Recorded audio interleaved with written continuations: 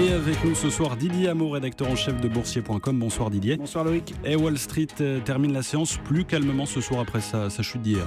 Ça va un petit peu mieux, même si c'est pas encore la fête. Le Dow Jones reprend 0,06%, 17 159 points.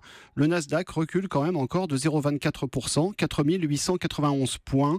Le marché du pétrole reste chahuté avec une nouvelle baisse des cours. Le baril WTI cède 2,2%, il tombe à $36 ce soir.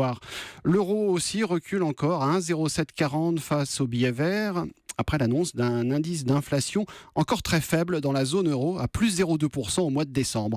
Parmi les valeurs américaines fortement sanctionnées hier, on a Amazon et Netflix qui sont encore en berne, en repli, moins 0,5% pour Amazon, Netflix recule de 2,09%, Apple reste aussi discuté en baisse de 2,5%, $102,71 sur des rumeurs d'une baisse de production d'iPhone 6S et 6S Plus. À la hausse en revanche, Yahoo se reprend. Yahoo avait été fortement attaqué hier. Yahoo reprend 2,5% à $32,20 ce soir. Et du côté de la bourse de Paris, on reprend un peu de hauteur. Oui, ça va mieux. Une petite hausse, plus 0,34%, 4 538 points sur le CAC 40 après une baisse de plus de 2% hier.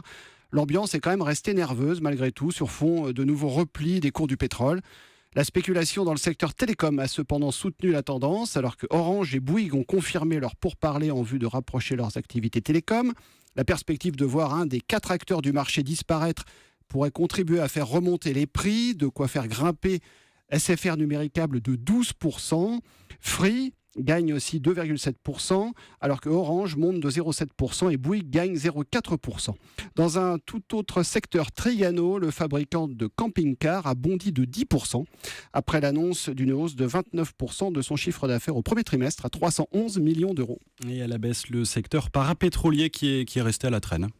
Effectivement, la pression persistante sur les cours du pétrole a encore fait reculer le secteur de l'or noir. Technip chute de 4,6%, 43,30 €, alors que Bernstein, l'analyste, a dégradé son avis sur le dossier Technip.